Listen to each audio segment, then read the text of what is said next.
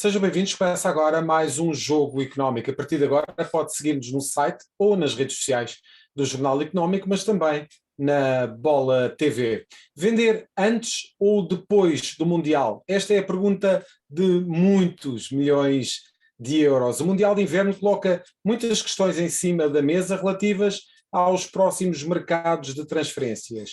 Irão os clubes portugueses conter o ímpeto de vender os passes dos jogadores no mercado de verão, na perspectiva que os mesmos valorizem no Mundial? Este será o tema da segunda parte do Jogo Económico. Já sabe, use o hashtag Jogo Económico para comentar os temas que vamos ter em debate. Para já, dou as boas-vindas a Nuno Vinha e a Rodolfo Alexandre Reis e avançamos desde já para o hat-trick.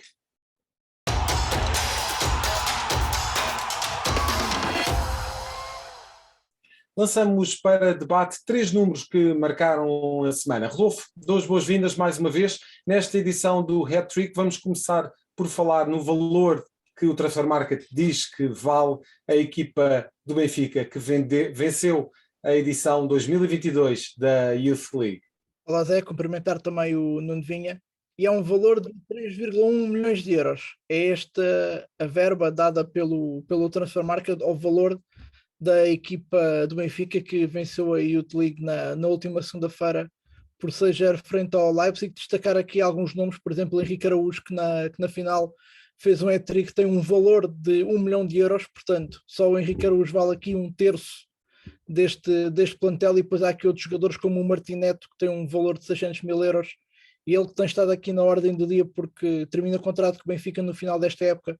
Ainda há aqui uma incógnita sobre se renova ou não com o Clube da Luz, e fazer também aqui um paralelismo com a equipa do Futebol Clube do Porto, que ganhou a Youth League em 2018-2019, e que da equipa que venceu nessa época, o Chelsea, por 3-1, fazem hoje parte do plantel do Futebol Clube do Porto 4 jogadores: Diogo Costa, João Mário, Vitinha e Fábio Vieira, sendo que Diogo Costa e Vitinha já são internacionais pela seleção portuguesa. Portanto, veremos se a estratégia do Benfica nestes jovens jogadores que venceram a Youth League será também de aposta para a próxima época no plantel principal, e quem sabe daqui para uns tempos estarão ao nível daqueles que já estão agora, os do Futebol Clube do Porto.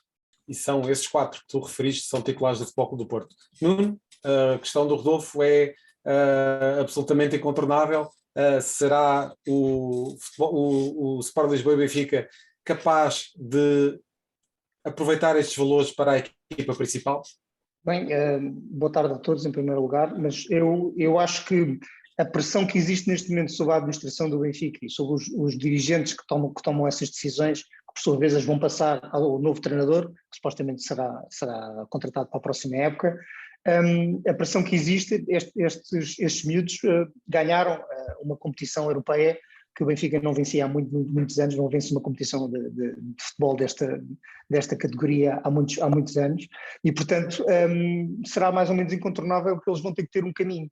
O Henrique Araújo já estava no Benfica B, não é? já estava a fazer jogos nas segundas ligas. Aliás, isso viu-se em jogo, porque a maturidade com que ele entrou em campo, e comparado até com os jogadores do Salzburgo, dava para perceber que já há muito tempo que ele andava a trocar cotoveladas com os jogadores, com os centrais de 30 e tal anos dos séniores do campeonato português, o que aliás terá ajudado bastante. Eu só punha aqui uma coisa dava aqui um dado neste número que o Rodolfo trouxe para o hat-trick. Estes 3,1 milhões, ainda assim é inferior isto é um valor previsto, ou seja, uma valorização, é algo que o Transfer Market decide atribuir a cada um destes jogadores, e depois em conjunto. Mesmo assim é inferior ao valor real que o Salzburgo deu pelo seu avançado, que é o Rocco Simic. O Salzburgo deu 4 milhões de euros por este jogador. Eu acho, obviamente, nós o que vimos no jogo foi um Salzburgo a ser mais ou menos dominado, um Rocco Simic a ser mais ou menos encostado pelos centrais e pela defesa do Benfica, é uma posição mais irrelevante no jogo, mas o Rocco Simic é um jogador que tem estado a fazer muitos golos pelo Salzburgo, e é um valor que a equipa austríaca decidiu apostar nele, não é? decidiu que seria uma aposta, e pagou, na realidade, 4 milhões de euros por este jogador, e portanto só ele vale mais do que a valorização que o Transfer Market atribui a toda a equipa que ganhou o título da Youth League. e que são, não sei, salvo erro, devem ser uns 18 jogadores ou 19 jogadores por aí, e portanto só um destes jogadores tem um valor real acima desse número, mas isso só significa duas coisas. Uma, é que estes jogadores ainda não conseguiram, ainda não fixaram todo o valor que têm, ainda não fixaram naquilo que é um número que vem no final da folha, mas têm uma margem de progressão enorme, e se tiverem a cabeça e se tiverem oportunidades para estagiar, para entrar nas equipas principais, fazer 2 jogos numa primeira época e depois aos 19 anos poderem fazer ainda mais, aos 19 ou 20 anos poderem fazer ainda mais jogos, eu acho que têm tudo para valorizar e têm tudo para prosseguir aquela linha que o Benfica tem conseguido, com transferências, algumas delas multimilionárias. Nós não nos podemos esquecer que o João Félix foi vendido por 127 milhões de euros e jogou uma das finais da Youth League, que o Benfica perdeu, eu salvo erro, até acho que foi para o Real Madrid. Mas de qualquer maneira foi uma belíssima valorização destes jogadores, que eu acho que vai ter um caminho a prosseguir em frente. Rodolfo, e vamos continuar no Benfica para falar de muitos golos. Falamos de muitos golos e no Benfica este ano isso tem sido sinónimo de Darwin Núñez. O avançado uruguai é o melhor marcador entre os principais campeonatos da Europa de jogadores de sub-23 anos. São 25 golos em 26 jogos e que superam, por exemplo, os golos e em jogos de Kylian Mbappé do Paris Saint-Germain e de Erling Haaland, ainda do Borussia Dortmund, e de Erling Haaland já falaremos no terceiro número do hat-trick, mas para já estes números são números verdadeiramente fantásticos para o jogador da seleção do Uruguai e possivelmente estará no próximo Campeonato do Mundo. E vamos precisamente falar de Darwin também na segunda parte, mas para já, Nuno, de facto este é um goleador que já está mais do que referenciado na Europa do futebol e portanto a sua saída Sim. é praticamente inevitável. Se calhar a única questão é por quanto, não é? Por quanto é que vai sair? Para onde, por quanto e quando, não é? Se sai já no final da época, parece mais ou menos garantido que sim. Também é uma questão. O Benfica até pode conseguir aguentar o jogador até depois do Mundial e sair no mercado de inverno, se bem que seja uma hipótese bastante mais improvável, até porque o novo treinador do Benfica até já deve ter enfim, soluções previstas na sua cabeça para colmatar, ou pelo menos uma ideia de jogo diferente, se calhar, da que existe. Mas é só para dizer que o Darwin tem 25 golos em 75 marcados pelo Benfica, e isso significa que o Darwin marca 1 em cada 3 golos do Benfica, o que é uma percentagem até superior à de Mbappé, também em número absoluto é superior, mas os 22 golos que Mbappé marcou frente aos 76 ou 79 do Paris Saint-Germain, a percentagem é menor, e o Haaland marcou 18 golos em 77 marcados pelo Borussia Dortmund. Claro que há uma grande diferença entre o Darwin e estes dois jogadores, é que o Mbappé está neste momento praticamente campeão, os seus 22 golos, enfim, tiveram uma consequência para a equipa, e a equipa coletivamente consegue ser campeã, e o Borussia Dortmund do Haaland está em segundo lugar na Liga Alemã, o que significa que está apurado automaticamente, como não podia deixar de ser, até porque há mais equipas no campeonato alemão a apurarem-se automaticamente para a Liga dos Campeões, enquanto o Benfica parece remetido a uma pré-época mais trabalhosa e a mais umas eliminatórias e mais um play-off, para ver se consegue chegar a uma Liga dos Campeões, cuja distribuição de prémios é tão generosa que qualquer clube português não se pode dar ao luxo, num dos 3 grandes, não se pode dar ao luxo de um ano estar sem isso, sob pena de no ano seguinte, em vez de vender o Darwin, vendo 2 ou 3, vendo o Weigl também, e vendo os outros que são eventualmente um destes miúdos que despontaram aqui nesta competição na Youth League, é forçado a vendê-lo, talvez por um valor muito menor e com menos aproveitamento desportivo do que poderia ter. Portanto, sim, o Darwin fez um campeonato interessantíssimo, marcou 25 golos, serviram de menos do que os 22 do Mbappé e os 18 do Haaland. Para o terceiro número, Rodolfo, pergunto-te se sabes como é que se diz excêntrico em norueguês.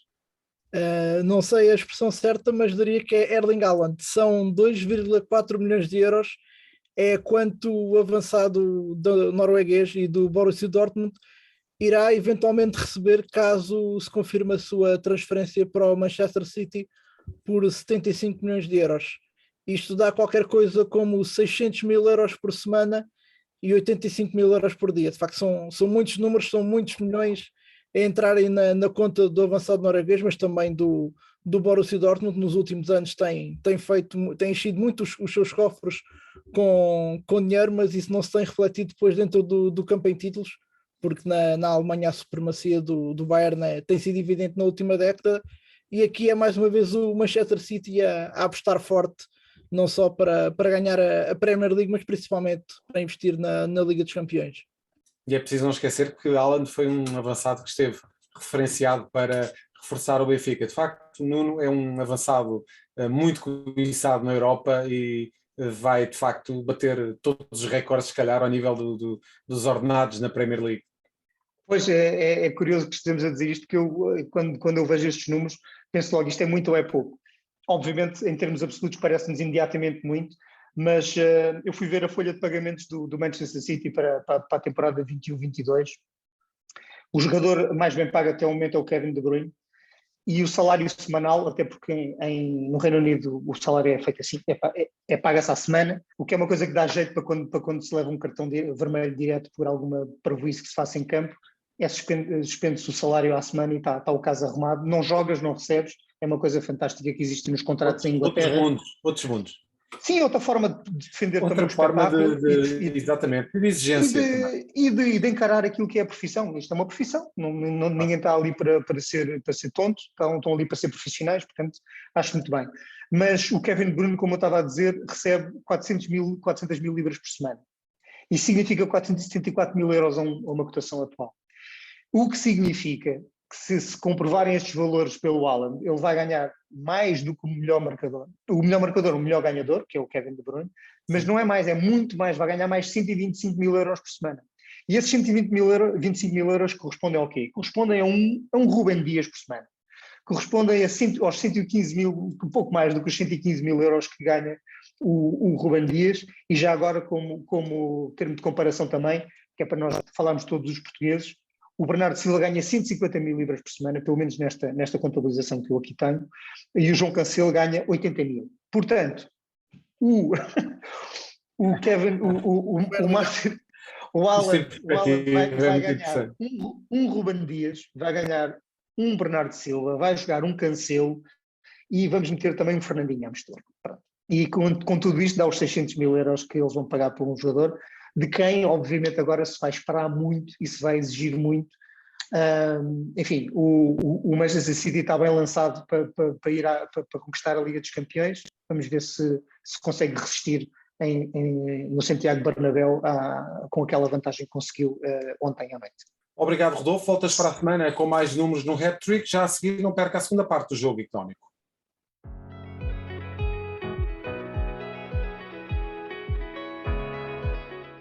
Estamos de volta para a segunda parte deste Jogo Económico. O Mundial de Inverno coloca questões difíceis de resolver aos clubes mais vendedores da Europa. Craques como Darwin, Mateus Nunes ou Vitinha devem ser transferidos no verão, com os três grandes a correr o risco destes futebolistas saírem ainda mais valorizados do Mundial do Qatar. Estas e outras questões serão respondidas nesta segunda parte do Jogo Económico e para essa análise, essa importante análise, dou as boas-vindas a Luís Cassiano Neves, sócio fundador da Fortin Sports Law. É um regresso ao Jogo Económico. Muito obrigado, Luís, pela presença neste programa. É sempre um gosto contar com a sua análise, com a sua visão relativamente a estes temas das transferências e do mercado de transferências, que está sempre em mutação, e de facto este mercado de verão vai ser, digo eu, e o Luís já dirá se é assim, vai ter aqui contornos muito especiais, porque não vai ser um mercado de verão agitado por nenhuma grande prova. Normalmente de 2 em 2 anos ou temos europeus ou temos mundiais. Este ano não temos prova absolutamente nenhuma, mas temos dali a uns meses e mais ali para o meio da temporada, final do ano, naturalmente, um Mundial que pode determinar em muito o valor destes futebolistas. O que eu pergunto, Luís, é se de facto esta é uma questão que os clubes portugueses, não é? Que é essa a nossa perspectiva, é esse o nosso ângulo de análise. Os clubes portugueses, como é que os clubes portugueses devem gerir este mercado de transferências de verão, juntamente com as perspectivas do que vai ser o mercado de transferências de inverno, e se existe aqui alguma capacidade dos clubes de reterem alguns dos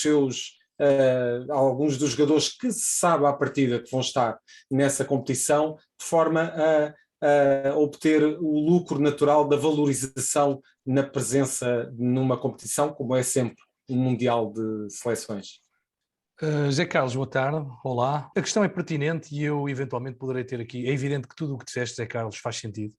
Nós sabemos e existe um histórico rico de valorizações exponenciais de jogadores que eram relativamente desconhecidos e que despontaram em grandes provas europeias ou mundiais. Existe também evidência da solidificação, da consolidação do valor de certos jogadores que enfim, confirmaram a sua valência, e depois temos aqueles jogadores que não brilham, por assim dizer, mas que são grandes nomes e cujo valor acaba por não ficar afetado. O que é que isto significa? Significa que, de facto, o Mundial, e um Mundial que ocorrerá entre outubro e novembro, portanto, entre novembro e dezembro, quero dizer, novembro e dezembro, exato. Entre novembro e dezembro, mesmo antes do mercado de janeiro do próximo ano, 23, é de facto um marco absolutamente indelével, portanto é inescapável os clubes terem a tendência de pensar que, bem, eu vou esperar pelo Mundial porque é lá que o meu jogador se vai valorizar, e muitas vezes a mera presença no Mundial já valoriza o jogador. Em relação a Portugal, e tendo em conta os maiores clubes nacionais, existe primeiro uma coisa que nós aqui já falamos várias vezes, é uma necessidade absoluta de vender para equilibrar a tesouraria e, portanto, o cash flow dos clubes. E, portanto, existe da parte dos grandes clubes nacionais uma capacidade limitada para resistir a ofertas que se mostram desde já bastante avultadas. Falaste dos nomes de Darwin, de Mateus, de Vitinha. Aquilo que nós vemos é que neste momento, quer o Benfica, quer o Porto, quer o Sporting, em relação a esses três jogadores em concreto, por exemplo, já têm uma noção muito próxima daquilo que pode ser um valor máximo de mercado. O que é que isto significa? Que provavelmente no verão o valor que será aceito por qualquer uma das três equipas relativamente a estes três jogadores já é um valor muito próximo daquele que em janeiro se poderia verificar, a não ser que houvesse de facto um facto absolutamente anormal de o Darwin ser o melhor marcador do Mundial, por exemplo. O Mateus Nunes ganhar o lugar de titular, o Portugal ir até umas meias finais, uma final ou ser campeão, e o Mateus Nunes ser o melhor meio campo da equipa, idêntico para o Vitinha. E portanto, como nota final também dizer... E o próprio Weigl na seleção alemã, por exemplo. O próprio Weigl na seleção alemã. Por exemplo, eu diria que o Weigl até, se calhar, mais do que o Vitinha ou do que o Mateus Nunes ou do que o Darwin, será porventura um ativo que poderá ter, de facto, uma exposição no Mundial que permite ao Benfica, não... Porque o Benfica tem uma expectativa de venda para o Weigl que estou seguro que seja próxima, pelo menos, dos valores pelo qual ele foi inicialmente transacionado. Ora, uma presença no Mundial e uma presença constante na equipe do Benfica não trouxe, pelo menos de forma pública, ofertas que tenham levado o Benfica a pensar seriamente sobre a sua transação. Uma presença no Mundial, no caso do Weigl, poderia de facto ter esse condão. Como última nota, dizer apenas uma coisa. Ao contrário do que sucedia há pouco tempo, há 10 anos, há 5 anos, nós hoje temos os clubes a nível mundial com ferramentas de acesso a vídeos e aos jogos completos de todos os jogadores de qualquer competição no mundo, e portanto um Patrick Berger que rebentou e explodiu no europeu, um Asamoah Gyan que jogava no Rennes e que de repente o mundo conheceu no Mundial, é menos provável que hoje em dia um clube venha a conhecer e a ser surpreendido de forma absolutamente bombástica por algo que aconteça no Mundial. O que não desvaloriza aquilo que disseste bem, que é o Mundial contribui de facto para a exponenciação do valor do mercado dos jogadores, e nesse sentido é natural que se aguarde até ao próximo mercado de janeiro para tentar fazer os grandes negócios. Não acha que Portugal e os clubes portugueses em concreto possam ter grande capacidade para reter a maioria das suas peças transacionáveis, por assim dizer? E de facto essa era uma questão que ia colocar precisamente a seguir, Luís, que é, de facto, nós o que verificamos neste mercado de inverno, há algo que muita gente em Portugal achava completamente improvável, que seria o líder do campeonato conseguir, enfim, e se conseguia sempre que era um jogador com muito mercado. Luís Dias, o líder do campeonato, foi obrigado, de certa forma, a vender o seu melhor jogador em janeiro, algo que poderia, de certa forma, ter comprometido até a própria posição do Futebol Clube do Porto. Depois Sérgio Conceição conseguiu arranjar alternativas que mantiveram a equipa altamente competitiva. A verdade é que eu creio, não sei, o Luís dirá se achar que não é bem assim, que os clubes portugueses parecem, época após época, ter aqui uma menor capacidade de conseguir reter o seu talento. A verdade é que quando nós chegarmos ao Mundial, vamos ter também estes mesmos jogadores de quem falei, e eventualmente poderão existir outras surpresas, como por exemplo Manuel Ugarte, que é um jogador que está a despontar no Sporting, que é um jogador que também entra nesta equação dos jogadores que irão estar presentes no Mundial. A verdade é que teremos estes jogadores, se chegarem a esse mercado de inverno a jogar em Portugal, esses jogadores terão a possibilidade de se valorizar no Mundial, mas também já terão valorizado alguma coisa pela própria presença na Liga dos Campeões, isto tendo como princípio que os 3 principais clubes portugueses estarão na fase de grupos, nessa altura em que acontecer o Mundial. E, portanto, terá que existir aqui de facto um enorme esforço por parte dos clubes portugueses para conseguirem segurar tanto talento perante uma Europa do futebol ávida e, naturalmente, numa retoma que se espera já para os próximos mercados de transferências. Sim, absolutamente. Eu até retaria uma coisa que disseste bem, fizeste uma referência ao poderio financeiro e económico destes maiores clubes, que são os clubes compradores. Se nós hoje entendermos e olharmos com alguma atenção para quem são os donos dos maiores clubes ingleses, dos maiores clubes italianos, dos maiores clubes franceses, dos maiores clubes espanhóis não, mas sobretudo franceses, italianos e ingleses, nós vemos que, ao contrário do que sucede com Portugal, tiveram um enorme folgo financeiro pela entrada de capital privado nos últimos anos e, portanto, estão menos dependentes, têm financiamento, capacidade para financiar o seu cash flow de tesouraria, não é? Através do financiamento dos seus donos, ao passo que os clubes portugueses continuam a precisar de vender para equilibrar a sua tesouraria e fechar os seus exercícios financeiros. Portanto, isso, enfim, não vale a pena estarmos aqui a fazer uma análise muito geopolítica sobre a Liga Portuguesa e o eventual distanciamento que cada vez mais nos afasta do comboio da frente do futebol europeu, mas a verdade é que a própria tipologia do ownership, portanto, os próprios donos, a propriedade privada destes maiores clubes, faz com que eles tenham ainda cada vez mais fogo financeiro para comprar e nós, aqui em Portugal, cada vez mais apertados pela necessidade de vender para equilibrar a tesouraria. E como tu dizes muito bem, eu acredito que o Mundial é um fator potenciador do valor de mercado, mas acredito que se calhar já não é tanto quanto poderia ter sido noutros anos, e há uma coisa muito importante e que nós ainda aqui não referimos. Não é o facto do Mundial ocorrer em janeiro que altera o facto de agosto ser o mercado de eleição para a preparação da época desportiva e janeiro continuar a ser um mercado de intervenção cirúrgica, de equilíbrio de plantéis. Agora, é evidente, portanto, em termos estruturais, este equilíbrio mantém-se, ou este tipo de análise mantém-se. O que pode é haver, de facto, aquela situação casuística, caso a caso, daquele jogador que, por causa do Mundial, o seu valor rebenta, por assim dizer, ou então a pressão para o timing de realização da operação é que se torna mais evidente por força imaginemos que há um clube que está a seguir um jogador e que pensa no jogador para o mercado de verão de 23. Uma eventual grande exibição no Mundial pode forçar a intervenção a intervenção do clube relativamente a esse jogador. Não acredito é que tenha impacto agora neste verão, porque em Portugal continuamos a ter que vender e lá fora esses grandes nomes que falaste, Zé Carlos, já estão alinhavados para receberem propostas que os clubes depois terão ou não capacidade para rejeitar ou para aceitar. Nuno, e de facto temos aqui uma questão que vale muitos milhões de euros e de facto uma situação que os clubes portugueses, sobretudo aqueles com maior capacidade, mas também que não deixam de precisar de fazer grandes vendas ano após ano, isto independentemente dos empréstimos obrigacionistas e de outras verbas que possam chegar aos cofres desses clubes, como por exemplo o dinheiro da Liga dos Campeões. A verdade é que os clubes vão ter que gerir aqui com muita cautela este mercado de verão e o mercado de inverno, de forma a obterem da parte dos grandes tubarões da Europa os valores que desejam pelos seus talentos, pelos talentos que ajudaram a descobrir e que lhes deram palco, que é para eles poderem render muitos milhões de euros, como se espera, não é? Isso é um dado adquirido, tudo aquilo que tu disseste.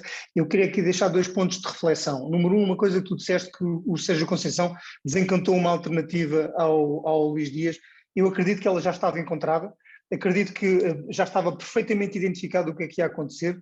Tu falaste em realizar uns milhões que podem equilibrar a tesouraria, verdade, mas também libertar teto salarial. Eu sei que ainda não existe um teto salarial em Portugal, e na Liga Portuguesa, pelo menos como se poderia pensar que pode existir, e existe noutras ligas, mas de facto faz moça no clube um jogador ganhar muito mais do que outro, e esse libertar o Luís Dias também ajuda a equilibrar essa folha salarial, porque é precisamente o equilíbrio entre aquilo que se paga em salários e as receitas operacionais é que dizem um bocadinho sobre a nossa saúde financeira de um clube.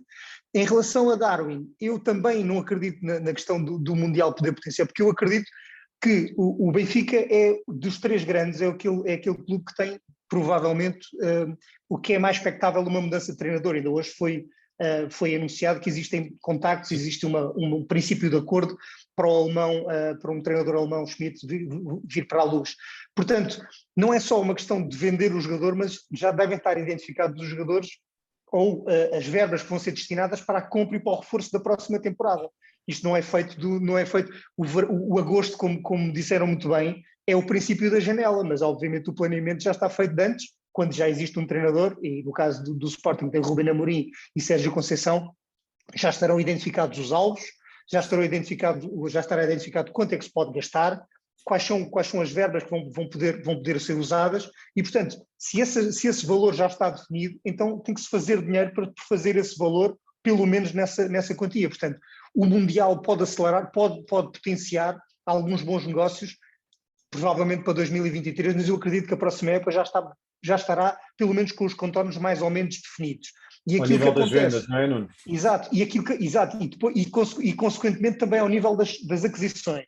Certo. Aquilo que pode acontecer, e é uma coisa que acontece com os jogadores portugueses, com os clubes portugueses, e o Luís poderá confirmar isto ou não, é que muitas vezes nestes períodos, nos momentos finais do mercado, podem aparecer negócios de salvação ou negócios de colocação que podem colmatar algum plantel, alguma lacuna que seja deixada, e que um clube diga, bem, em vez de vir a reforçar em janeiro, mais vale fazê-lo agora que tenho aqui uma boa oportunidade. E isso pode desequilibrar um bocadinho mais, mas em princípio as coisas já estarão mais ou menos definidas.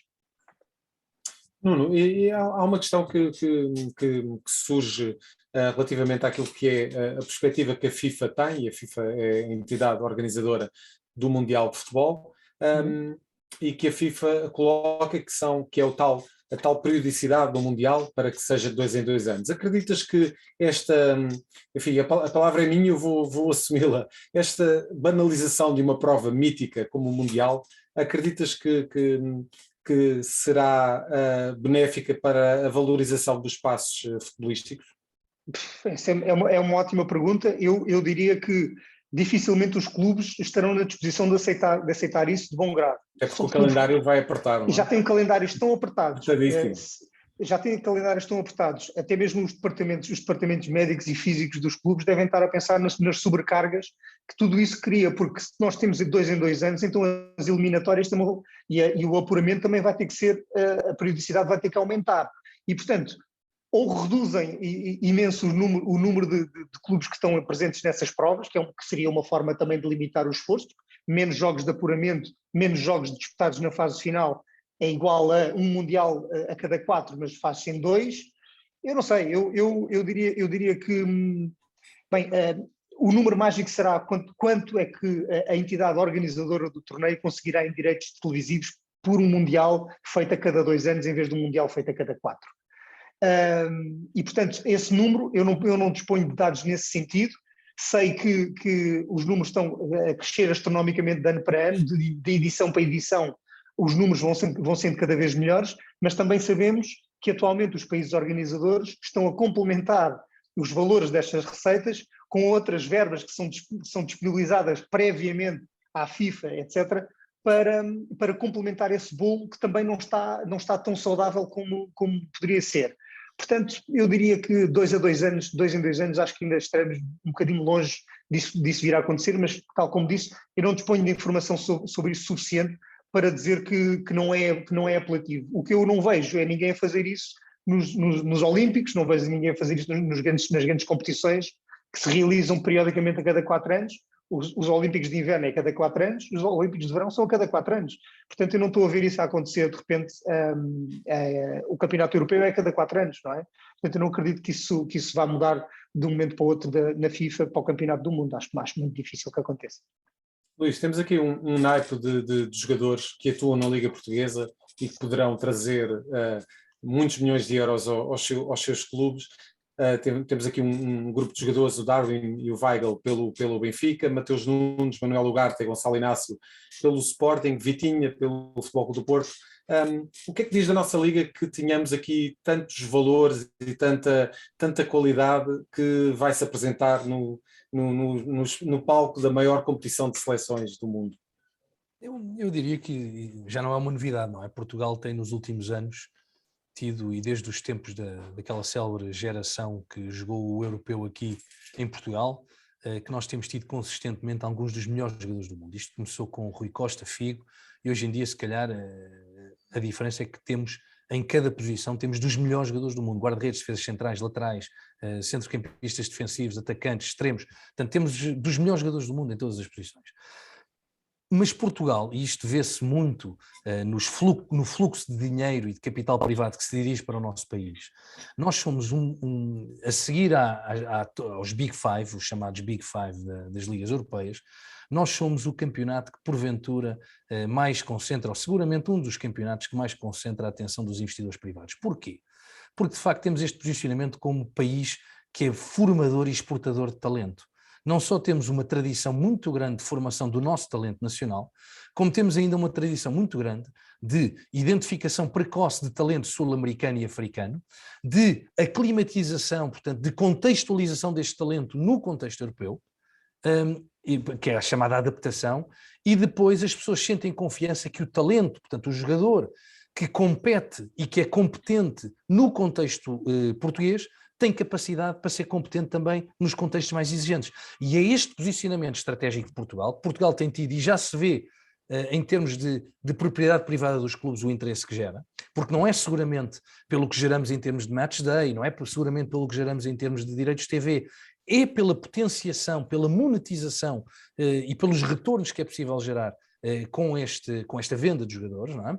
E eu diria que, e neste aspecto a Liga tem, e a Federação, as duas entidades têm feito um trabalho que se nota, e não deixa de ser notável, mas que se nota que está muito focado estrategicamente no reconhecimento da excelência de Portugal, não apenas como país formador e exportador, mas também em termos da qualidade do espetáculo. Mas nisso nós temos muito para trilhar em termos de tempo útil de jogo, em termos da tipologia de arbitragem que temos, em termos até do dirigismo e das dinâmicas relacionais que se estabelecem entre os diversos atores desportivos. Agora, não há dúvida que Portugal, em termos de talento e de exportação de talento, está no top. E os relatórios da FIFA do TMS comprovam que Portugal tem um posicionamento sem paralelo. Já estamos mesmo a terminar a segunda parte deste jogo económico, mas não resisto a pedir uma opinião relativamente a um tema que é recorrente neste programa e que nós tentamos sempre ver todas as perspectivas.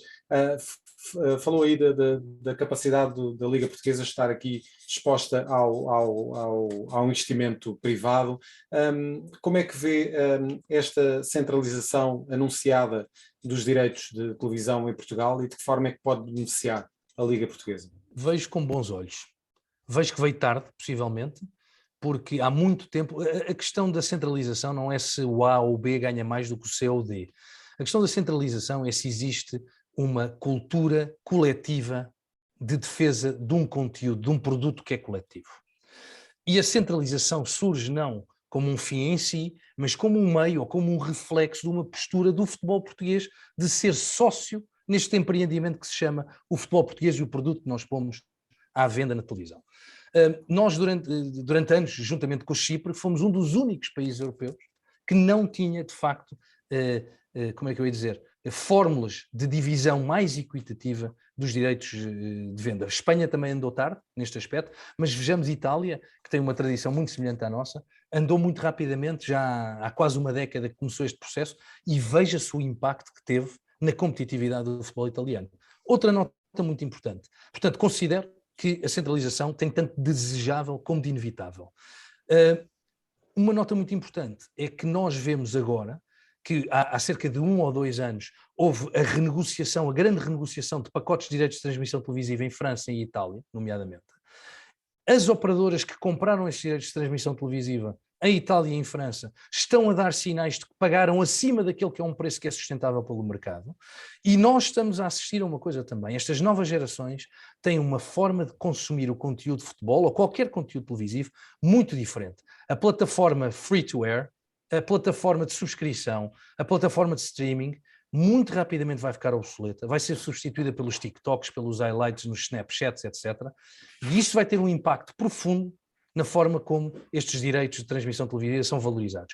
Portugal avança para a centralização no meio desta catarse, por assim dizer, internacional, em termos do que é que vale os direitos e de que forma é que vão ser produzidos e consumidos. E, portanto, eu acho que Portugal anda bem, anda num caminho inevitável, mas tem que estar muito atento às novas tendências, porque neste momento não é líquido que nós consigamos ter já a curto prazo mais do que estamos a conseguir gerar nos nossos direitos de transmissão televisiva, porque a nível global o mercado está a sofrer transformações profundas. E sobretudo evitar contratos a 10 anos, quer dizer, porque senão no meio enquanto com estas transformações todas, se meterem num contrato blindado a 10 anos, pode ser problemático. Peço desculpa de entrar aqui a talho de foice, mas não posso concordar mais com o Luís. Muito bem. Obrigadíssimo então, Luís Cassiano Neves, mais uma vez pela presença neste Jogo Económico e pelas reflexões que trouxe para este nosso debate, para esta nossa discussão. Obrigado. Até uma próxima oportunidade. Mais uma vez, muito obrigado. Um abraço a todos e muito obrigado. Muito obrigado. E já a seguir partimos então para as escolhas dos nossos comentadores. Estamos de volta para a terceira parte deste Jogo Económico e para as escolhas do Nuno Vinha. Nuno, começamos precisamente pelo teu número, o número 6. Sim, é o 6, é o 6-0 com que os jovens sub-19 do Benfica ganharam e venceram a Youth League. O 6 e o 0 dá 60, o 60 também é o número de anos que durou a suposta maldição de Bela Goodman. Também é uma coisa fantástica, porque nunca ninguém ouviu essa frase escrita em lado nenhum. É um mito do futebol português. É um mito, aliás, até um jornalista inglês que escreveu um livro sobre Bela Goodman, diz que essa frase não existiu e, portanto, enfim, seja como for, há 60 anos que essa suposta maldição se mantém. Acabou com estrondo no passado dia 25 de Abril, também é um dia em que se celebra a liberdade, e, portanto, um 6-0, que dizem que há muito futuro na formação do Benfica também. Já se sabia que existia futuro na formação, já se sabia que há outros clubes em Portugal que têm uma belíssima formação, no caso do Sporting e também do Porto, mas no caso do Benfica, enfim, é a confirmação de que também esta não é só fazer belas vendas, também se conseguem títulos internacionais. Tivemos o Futebol Clube do Porto a ganhar em 2019, como já conversámos na primeira parte do programa, o Benfica ganha em 2022 e, de facto, ao nível da formação, parece, aparentemente, Nuno, estamos no caminho certo, não é? Sim, é verdade, a minha figura, já quando comentei na semana passada, o Luís Filipe Vieira foi a figura que eu escolhi pelas piores razões.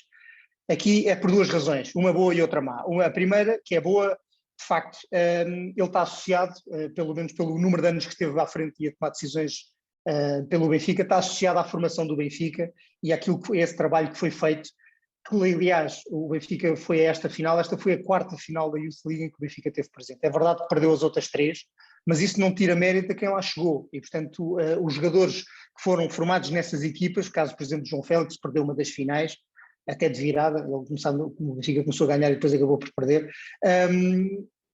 Foi um jogador que foi vendido com uma belíssima rentabilidade para o Benfica, porque não só participou numa campanha vencedora de um título nacional, como depois foi vendido para o Atlético de Madrid por 127 milhões de euros, que é uma quantia absolutamente fabulosa. E, portanto, estes jogadores que lá estão têm muito para dar também, e Luís Filipe Vieira, apesar das más razões a que se associaram a ele e ao Benfica nos últimos anos daquilo que foi o seu mandato, foi ele que pôs as bases para este projeto. Se não pôs as bases, pelo menos tornou uma realidade aquilo que era o Seixal. É claro que há uma segunda razão que é má, que é o facto de ele ter vindo esta semana reclamar e repisar em cima de toda a gente o facto de que a formação foi uma coisa dele, que não é do Rui Costa. Enfim, também não lhe fica bem. Nós já sabíamos que foi ele que pôs o Seixal em funcionamento, não precisava de vir agora até interferir no trabalho do homem que pegou nos destinos do clube depois dele sair. E de resto, o Luís Filipe Vieira e o Rui Costa coabitaram nas mesmas direções durante 13 anos. É verdade. 13 dos 18 anos que o Luís Filipe Vieira esteve ao comando do Benfica. Não vale a pena agora o Rui Costa vir dizer que não sabia de nada, porque isso nem com 30 auditorias independentes e externas se vai conseguir livrar dessa fase. Enfim, será naturalmente um tema para voltarmos num dos próximos programas. Nuno, muito obrigado pela presença neste jogo económico. Como sabe, voltamos para a semana, sempre com os números que contam, dentro e fora das 4 linhas. Até para a semana.